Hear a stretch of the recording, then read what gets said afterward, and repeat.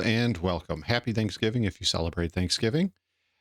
So I saw this come up as we were getting ready to leave to go to our Thanksgiving party. And before we started eating, I got a chance to watch a portion of this. And I decided, you know what, let's do a react video to this. I think there's a lot of important stuff here to cover. And I hope you watch along with me. So this is the IAE Show Part 3. This is an interesting one, folks. This is a real interesting one. So let's start it off, huh? Where's my... Welcome back to the show floor. The Drake Vulture enjoys a unique place in the galaxy as one of the only widely available vehicles for space salvage on the market today.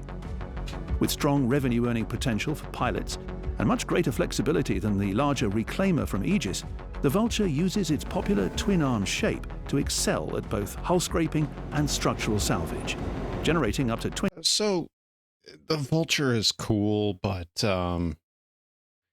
it kind of strikes me odd that there's no starter package for it, since it's supposed to be the entry-level salvage ship, unless they have a smaller version somewhere down the line. I mean, let's face it, the handheld salvaging tool just isn't time efficient to be a starter or an entry level into this. I mean, mining, you get the rock, right? And you can, at least when I was doing it, you could make enough money quick enough to get yourself a prospector relatively quickly. Since the price increases, it might take a little bit more time, but it was still not that difficult of a thing to do, I don't think. This, in my opinion, needs to be a starter package. And at 150, 175, I think it's a bit on the pricey side, but that's a whole nother subject that we could get into right there. 25 SCU of recycled material composite in its buffer and cargo grids combined, whose current market value contends with that of popular commodity quantanium, but without the associated dangers included with traditional mining. Ultimately, the Drake Vulture remains a satisfying and straightforward option for those looking to fund their further adventures in the verse, and can always be found on the IAE show floor for those interested in learning more. Welcome back to the IAE Show. On today's episode, we explore mastering flight with Rich Tyra, John Crew, and Jared Huckabee. It's Thanksgiving on Earth, so we give thanks to the best. Where's Yogi? The guy that's like designing this whole thing. Where's Yogi at? Why isn't he part of this? He's like the quote unquote head of that area, right? So where's Yogi at? Ship manufacturer in the verse, Drake. I said it and I meant it. Nobody owns me. It's the IAE Show, and it starts right now. Okay, we're back. Part 3, final part of our conversation about life of spaceships and Star Citizen, and it's time to address the Idris in the room here, master modes. We'd been talking about master modes for quite some time. We've been building it up master modes as the big savior shitty. of the spaceship combat experience. It released to mixed reviews at times. You know, some people are for it, some people are less than for it. We'll just say that kindly. I want to talk about what our plan is, what our vision is. Where are we going with this? What is the plan moving forward with master modes? And I'm just going to take off and leave you two here. Yeah. Thanks, guys. Right. No, Yogi. The big thing around master modes is that it never was designed to be a static piece of development. We always wanted to make sure that we were adding in new systems as they came along that then influenced those design decisions that we made at the time. And I think two big... So it was never meant to be static. They were going to implement more, blah, blah, blah. You guys heard what he just said. So why has it been virtually untouched since 3.23 and its dot patches, or yeah, 3.24 and its dot patches? And now we have to wait till 4.0, and then they said we have to wait until engineering. So why is this not being tweaked and fixed now. Look, it's no surprise that nobody is happy with master modes. There's a few. I run across a few here and there, and I mean a few. Nobody I know likes master modes. Not the industrial people I talk to, and there's a large amount of them. Not many of the PvP people I talk to enjoys master modes. It's been crap. We went through 6 months, so somewhere between 6 and 8 months of it being available in Arena Commander. It was crap then. It's still crap now. And I don't understand why this is the hill that we are going to die on. I've said it before and I'll say it again. The reason why we have master modes is because of this. Squadron 42 is going to go on this, and they have to make flight simpler for this. That's been my opinion. Marcus and a few others, Marcus Wynn, he's a friend here at the channel, had turned me on to why it was dumbed down. And I really agree with Marcus that it was made for this thing right here. And that's why we have master modes. So Squadron 42 could be whatever it is going to be. Big pieces of feature work that we're going to be bringing to Star Citizen that's going to have a drastic change on how we implement master modes is going to be crafting and quantum boost. So right now... Oh, okay. So master modes is such shit that your answer to save it is crafting and quantum boost. Quantum boost you showed at the 2023 SitCon, and you've never spoken about it until now that I am aware of. And I've watched almost all of the Inside Star Citizens and the Star Citizen lives. I've never heard you guys talk about it. You showed the animations, you showed how it was going to work back in 2023 SitCon, and here we are a year later. It's still not implemented. And if you saw my video about base building, you would know that I'm excited for base building and crafting, but I asked when. With their history and their reputation, they said at the end of SitCon 2024, a year to 18 months. I'm saying 3 to 5 years. So you're telling me that in order for master modes to be cool and actually function the way you guys want it, I'm going to have to wait anywhere between minimum 2 years to a maximum of 5 years. That does not fly right with me. This makes me feel like they don't know what the hell they're doing, and they don't know how to fix this monster that they have created in master modes. It doesn't fix anything that they said it was going to fix. It doesn't help with desync. It doesn't help with hit registry. It doesn't help with anything. I've seen it be good, and I've seen it be very, very terrible, just like the old legacy flight model was. So, like, I don't think they know how to handle this anymore. With master modes itself, we have obviously the two master modes, SCM and NAV.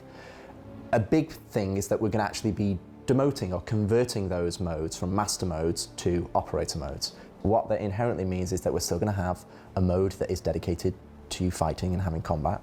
There is going to be a mode that's dedicated to your quantum. But we're going to be removing some of the fail-safe restrictions, yes, that had when you switching between these modes. We're going to be moving towards one cohesive speed between all operator modes.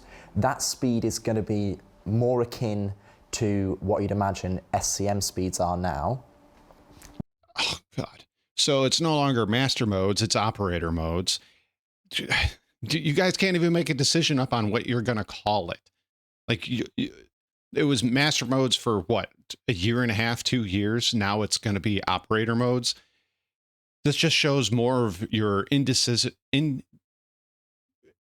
the inability to actually make a decision. And now you're going to slow it down even slower. So nav mode, you're not going to be able to even have a chance to get away if you're one of these industrialists, or if you're a low flying enthusiast. You're going to be stuck at SCM mode at what, 275, 300, maybe 325, depending on what ship you're in. It's ridiculous. That is absolutely ridiculous. You're going to just keep slowing it down and slowing it down and slowing it down.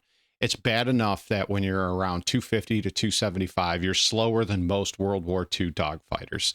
Like it's 900 years in the future.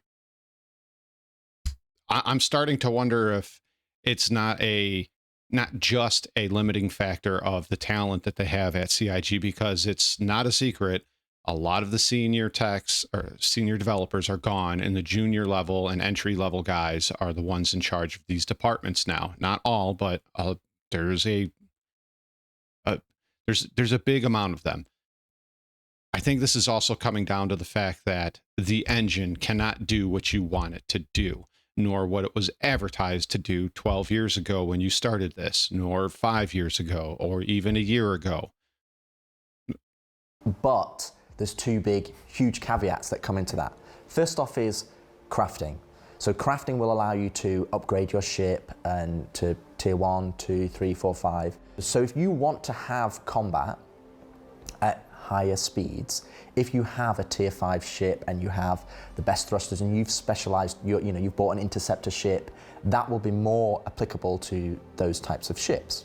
So that gives people options to choose, like I want to have this type of gameplay versus this type of gameplay. Having that cohesive, unified speed, the one thing that we really need to address is this kind of like nav flight mode that is kind of, it sits in this very odd position in terms of you get out. See, I'm fine with the crafting, but once again, this really feels like they're just...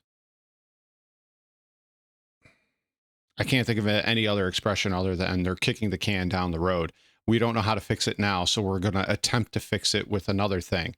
It seems like every time we get talking about this game, it becomes, well, we can't do this because we have to wait for this.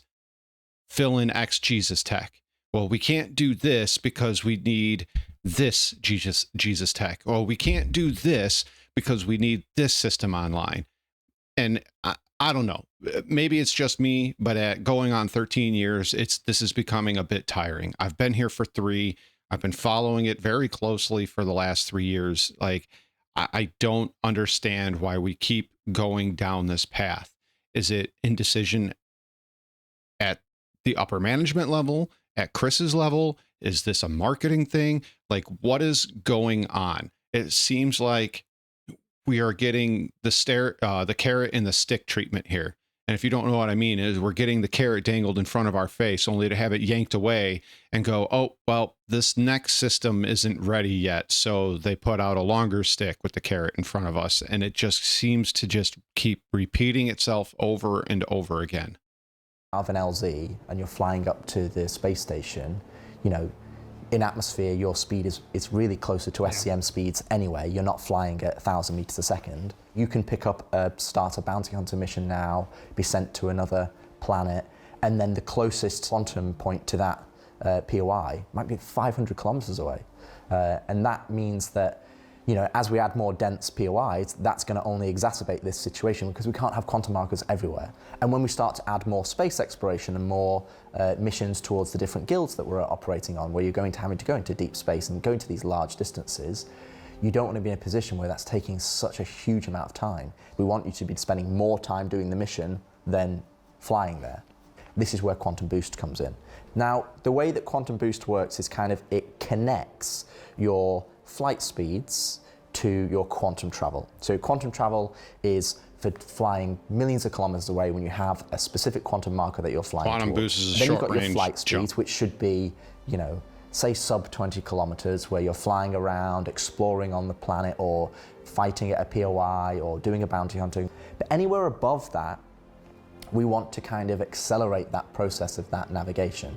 And Quantum Boost goes all the way up to your top speed of SCM, or top speed of our flight mode, your current nav mode, all the way up to essentially a 1/10 of quantum travel speed. You have this spectrum of speeds that allow you to navigate the large spaces in our game, but also then still stay true to some of the intentions that we delivered with master modes. The more they talk about this quantum boost, the more I hear the computer from Elite Dangerous. Frame shift drive enabled.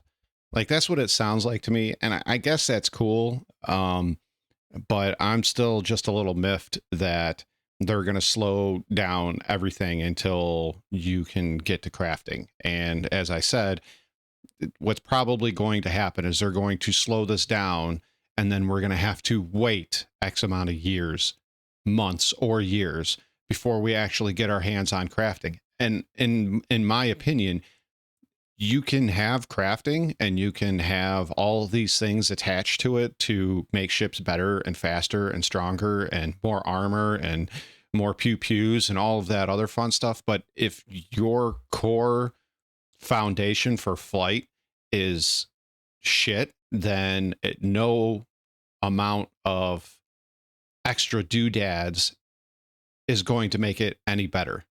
It's not going to make it any better. This is, we're 13 years in. This is primarily a space flight game. And we've been through what, 4 iterations of the flight model now? Somebody correct me if I'm wrong, but I believe it's 4 different iterations now of the flight model. Like, you guys have got to make up your fucking minds here and actually stick to something and fully develop it. There was nothing wrong with the legacy flight model. Everybody complains about the jousting and everything else, but there was a certain amount of skill that went with that. If somebody was jousting and you knew what to do, you could fight the jousting, still get on their tail and get the kill. Every time I watch PvP in the new flight mode and master modes, or excuse me, I'm sorry, operator modes, it looks dull, slow, and like everybody's stuck in syrup. And if everybody's not, and if you get those few people that actually know what they're doing, it doesn't look cool at all. It doesn't look fun at all. And a lot of times it turns into backstrafing at angles to keep the person in front of you. And that's no better than the current, than the legacy model. It's no better. Like, I don't know. I'm at my wit's end here. Like, this is, in my opinion, it's ridiculous. They don't know what they're doing, is what it feels like to me. And it feels like they're answering to 1 or 2 people. This is what they want. And they don't want to listen to any criticism outside. They don't want to listen to any criticism. All they want to hear is, yes, this sounds like a great idea. Yes, we'll do this for you. Yes, we don't care what Spectrum looks like. Yes, we don't care what Reddit looks like. We don't care what the YouTube guys say. We don't care what the Twitch guys say. We've been at this for almost 2 years now, and it's still shit. Well, yeah, almost 2 years now, and it's still shit. We had it in Arena Commander. Now we have it in Live, and it's still shit. I would much rather go back to the legacy flight model. Last modes we talked a lot about, and I'm not even that good of a PvPer. I'm not even that good. I'm okay, maybe. Like, if it's shit, bad, meh, okay, that's where I'm at. That's where I'm at. Maybe average. I don't know. I haven't done it in so long because the new flight model just choked all the life out of the game for me. Like, there's other things, but that's one reason why. Combat side broadly staying the same. The nav side, that was the limiting factor. We often said, like, it's too fast but not fast enough. The amount of times we watch new players go into nav, go towards a station, and then we'd be sat there going, they've not stopped in time. So quantum boost was okay. So why is that a problem? Why can't you just explain to people how to fly? There's no tutorial. And on top of that, I can't tell you how many times I've watched new players streaming on Twitch or YouTube that they're flying towards a space station, and yeah, they might be going a little too fast, but you know what gets them more often than not? The pop-ins, because the server's running like shit, because it's a free fly, or because name X event that you rushed out a patch for, or X sale that, well, let's face it, all events are sales and all sales are events. You rushed out a patch to meet marketing standards to sell more shit, and we get a half-baked patch, and shit doesn't work. Pop-ins, desync, all kinds of other stuff happens. It's not just because the player went too fast. A majority of it, yeah, probably. But guess what? Why don't you teach people how to fly in this game instead of letting YouTubers like Jonathan Winters and Avenger One and, you know, I'm probably forgetting a lot of other guys out there that do flight tutorials. Why are you letting them do it? Why can't you do it in your own game? You guys are making the game. Why are there's literally no tutorials for anything. And the tutorial that came out a year ago now, it's shit. It's shit. And it doesn't really teach you that much. There are better YouTube tutorials than what you guys do in your own game. And that's your fault, not our fault. It's not the flight system's fault. It's your fault.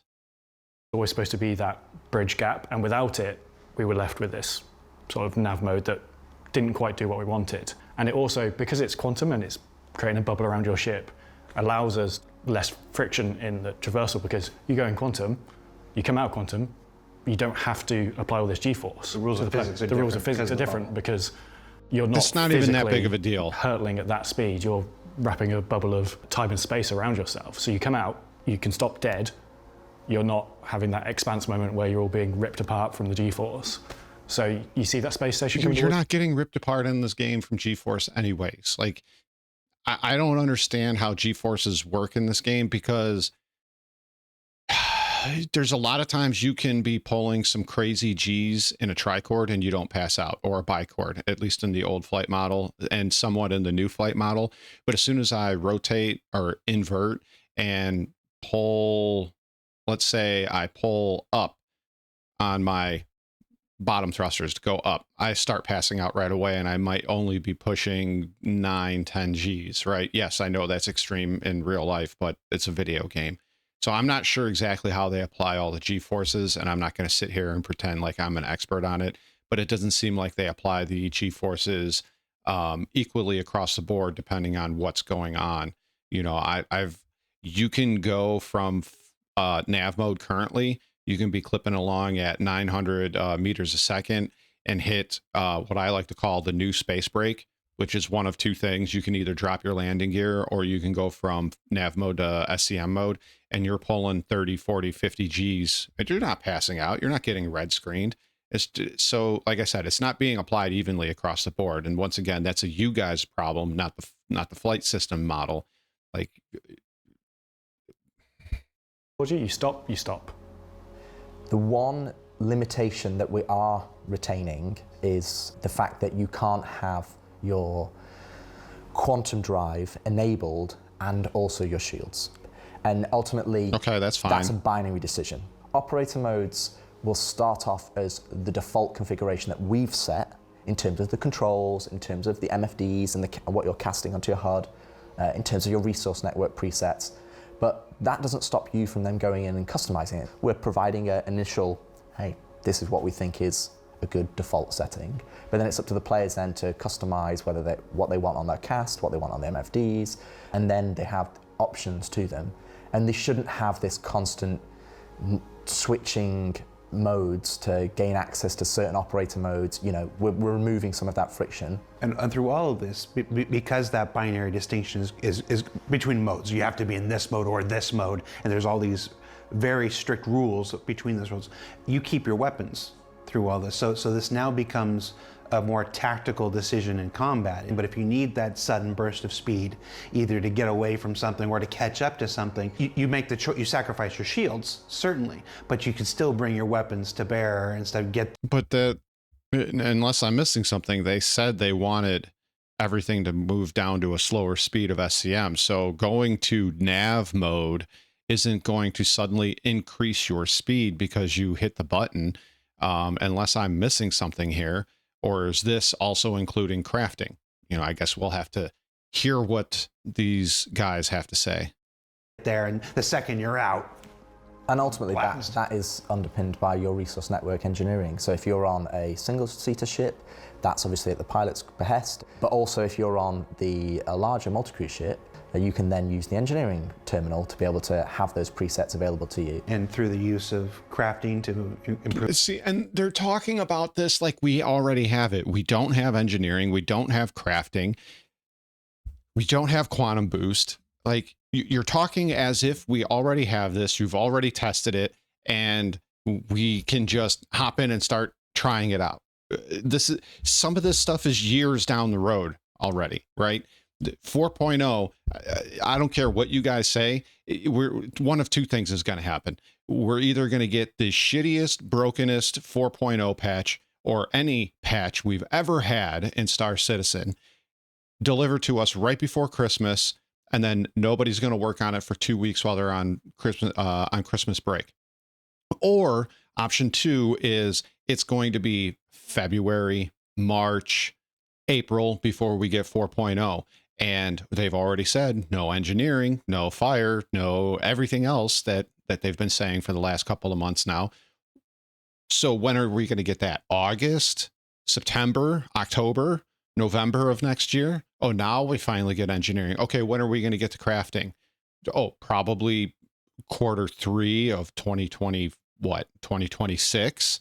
Maybe Q4 of 2026, or is it going to get pushed until 2027? You see what I'm talking about here? We keep getting the carrot dangled in front of us. There is no way that we're going to find out how exactly this works until 2 years from now, 2.5 years from now, 3 years from now, before this is all worked on and fixed. So as I said earlier, I don't have another expression for it. They're kicking the can further down the road. So they don't have to deal with it now. They'll deal with it when they have to, when the systems get implemented. And once again, we'll have to wait a year, year and a half, 2 years after all these systems get implemented before they finally balance it enough for it to be any sort of fun. But by that point, who's going to want to play this shit anymore if you're traveling at 300 meters a second everywhere you want to go? Maybe I'm wrong. Maybe they won't do that until engineering gets in, but frankly, I just don't believe it anymore. Improve your components and, of course, your presets and quantum boost, rather. You can get up to speeds that are approaching the current nav speed and stuff like that. So we're not taking that speed away. We're defaulting everything to a speed that is closer to today's SCM. Yeah. And then giving the player choices in how and when they can get up to that speed without completely disabling everything. I mean, ultimately, it allows us to keep the default. We're trying to move towards a balance across the game where you can start off easier and it gets harder. So we want the default to be open and compatible to lots of players, but then as you start to specialize and it becomes hard to master and you start to work in the different avenues of different professions that you like, that's where you can start to customize your ship. And I think there's a key takeaway or a key customize it on the pledge store. If you don't want to craft, if you don't want to go down that route because you just want to shoot ships and be a combat pilot, or you just want to be a miner or a space trucker, there's nothing wrong with that. You can still gain access to this because player trading is going to be something that allows players. Once again, they're talking about stuff that hasn't been implemented in the game, hasn't been talked about very much, and they're talking like it's already happening, like it's happening right now. And it's not. To gain access to these components and ships without having to go through some of the grind that they have, and obviously they're now reaping the benefits of that, but you have lots of choice. Obviously, there isn't one prototypical Star Citizen player. Developing a system that's going to please everybody is an impossible task. We can only work towards our goals and our vision for what we want this to be, and hope it applies to as many people as possible. No. See, but you are still beholden to the people that are giving you money, right? This game is not funded by profits off of another game. It's not funded off of microtransactions off of another game. It's not funded by outside investors. I mean, it is, but not to the degree of, like, say, a Diablo or Grand Theft Auto or anything like that. You are not beholden to any publisher. You're beholden to the average Joe that is giving you money. And if a majority of people are coming out and telling you they don't like it, you should think about changing it, then maybe you should listen to them. Just maybe. We are the consumers. We're the ones that keep the lights on in your offices. We're the ones that allow you guys to buy the studios that you're buying. We're the ones that allow you to have a salary. You do have to answer to us one way or the other. And I don't know about you guys, but I have become so disenfranchised with the way marketing and this team talks to us. And I'm getting really kind of sick of this gentleman right here and the gentleman sitting across from him, Jared Huckabee. I don't like the way they talk to backers, especially during their SCLs. Like it's I don't have the right word off the top of my head, but it's kind of disgusting the way they talk to us sometimes. And do some people deserve it? Yes. But when people start asking like, hey, when is this ship coming out that I pledged for 9 years ago and spent $600 on? When's that coming out? And Jared turns around and gives you that smug look and says, no when questions. We gave you money for a product that you promised and we still don't have it yet. What I like about this is that you can never go wrong with putting the choice in the player's hands. At any given situation, when you're going to want your speed, when you're going to want your shields, you'll always have your weapons from now on. So like this, just put those choices in the player's hands and let them back and forth. It's one of those things unique about Star Citizen is that we get to develop this, and then we don't have to wonder. We can put it into players' hands and get that feedback immediately, and then take it in. But you don't do anything with our feedback. Like this has been going on since May of this year. The spectrum is on fire from master modes. Reddit is on fire. Global chat, YouTube comment sections. No, but like I said, I can go through one of the most popular Star Citizen streamers. They could have 400 comments about master modes, right? And I could find maybe 15, maybe 20 of them saying, oh yeah, I like master modes. Nobody likes it. Nobody likes it. And the same could be said about Spectrum and Reddit. You can go through and read hundreds and hundreds of negative comments and find 10, 15, maybe a couple of dozen of positive comments about master modes. It sucks. Nobody likes it. So the feedback that we give you, you don't do anything with. You know, I'll bring up another feedback thing, right? The Cuddy Steel. The Cuddy Steel for years, the turret guns still shoot and damage the shields and the ship. Never been fixed. The Gladiator, the turret that's right above the pilot, the way it flashes can cause epilepsy. All right. Multiple people have done ISC reports on it. They've never done anything with it. And the list goes on and on and on and on.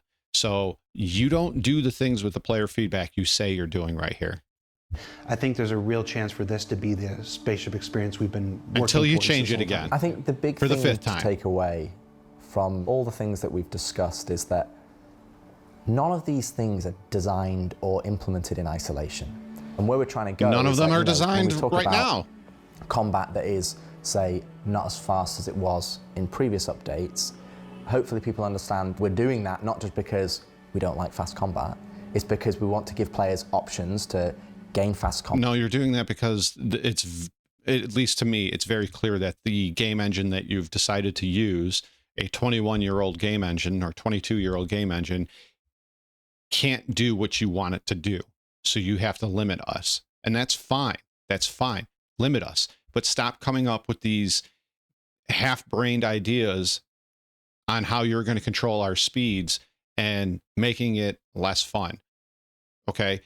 You said previously we were going to slow things down because hit registry wasn't where it should be, desync was too high, et cetera, et cetera.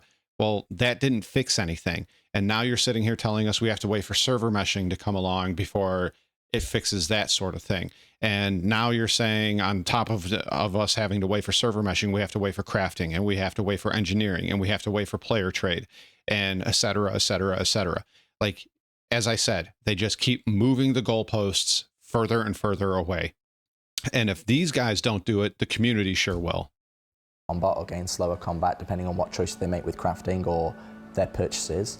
Then it's on a scenario where, you know, capital warfare is, you know, you need to be able to use precision targeting, and that's why we developed that feature so that you can have good subcomponent targeting. And I think when you start so you can sub-target at the components and die to PDCs, not even man turrets, you'll just die to PDCs. Yeah, it sounds fun to me. See some of this bigger picture come together, and you start to see all of these individual pieces connect. You might not agree with it, and there's nothing wrong with that. Absolutely nothing wrong with that. But ultimately, that's... No, because if you disagree with it and you put it in, even if you put it in a respectful way on Spectrum, if you don't agree with what they're doing, they just delete it anyway. So, dude, what does it matter? What we're trying to do. That's how we're trying to connect all these pieces together to create this experience that ultimately Chris is the one that is setting that vision, and we're trying to execute on that vision for Chris. So he can't play the game and keep up with the youngins anymore, so we got to slow it down. And that is what we're trying to work towards, and hopefully people can start to see some of these pieces connect together and why some of these decisions have been made. And hopefully they enjoy it ultimately at the end of the day. So Rich, John, thank you so much for taking the time to share this vision of Star Citizen's spaceship gameplay. I think there's no better place to do that than IAE, a celebration of all spacecraft and vehicles in Star Citizen. It's come to my attention that the last two parts, when I've attempted to move us on to our next topic, folks have been changing the channel. So I don't want you to do that here. Up next, I won't change the channel. I'm going to talk directly with John Crew and explain to him my true vision for the spaceship jalopy once and for all. Change the channel. Hey, you! Yeah, you! Are you a DIY security superfan? Have you seen every Garmin Humble live stream and special? Well, you haven't seen this. It's gonna blow your mind. Sign up for all the casualties, catches, and kills. Too hot for open Space comms. Swords confirmed. Too intense. Somebody's Too been watching brutal. Deadpool. Too spicy for It's too bad you can't do any of this in the When game. things get dicey, go extra spicy. Subscribe now.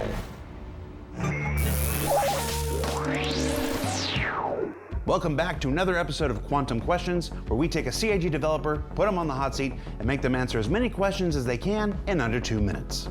Joining us on the show this week, the happiest person at CIG, Mr. John Crew. John, how you doing? I'm doing great, having a great day. That's good to hear. Ben got 15 questions in 2 minutes. How many do you think you're gonna get?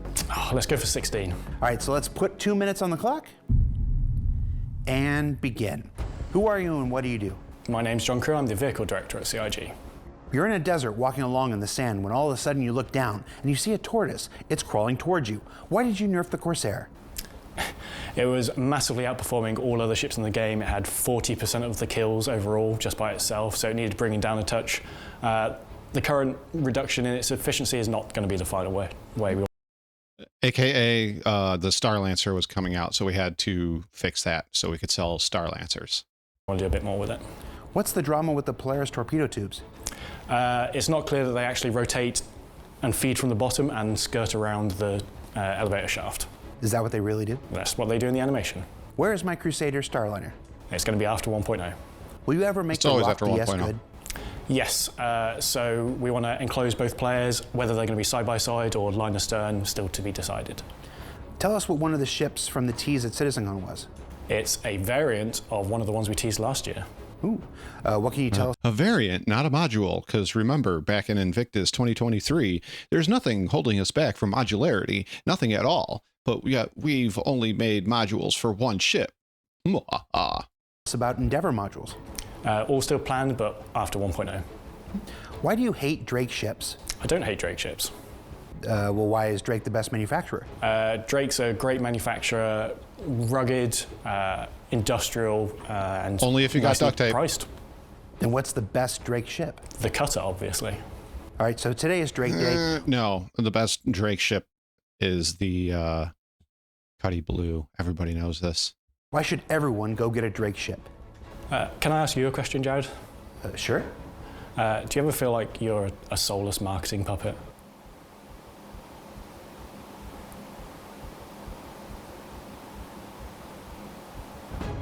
What's the deal with the mule?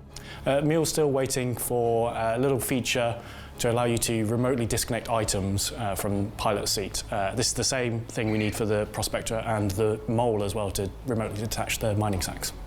What's the deal with that double-engine Hornet we saw in the Squadron playthrough? Mule That's hasn't worked a in cool forever. special little variant used by Squadron 42.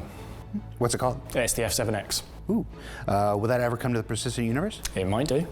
What about the updated It Vandal? will when they need more money. ships from Squadron. They will as well, but most likely after Squadron ships.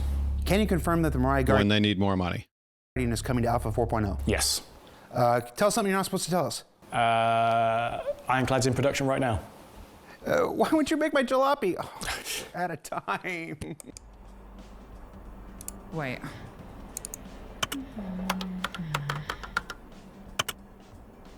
What is this? A jalopy is a dilapidated ship or vehicle that's been left around for many, many years. It most likely does not fly. I hate this man. Everybody.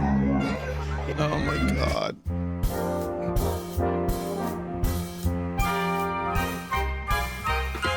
Hey everybody, this is where your Atlas money and your Polaris money went to. Be proud. Be proud. Will be the day I'll stand up and say we need a ship without all that dread. A scrappy wreck still covered in dreck, and one you can't buy that won't even fly. Jalopy.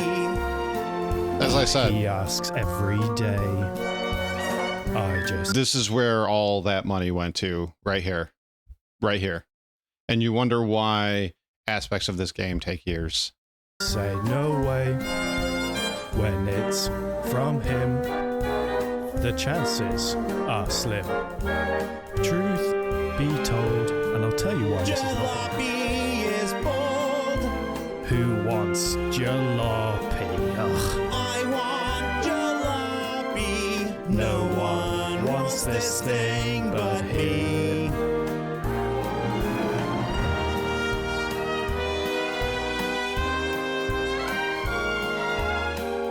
Oh my god. Alright, I'm done.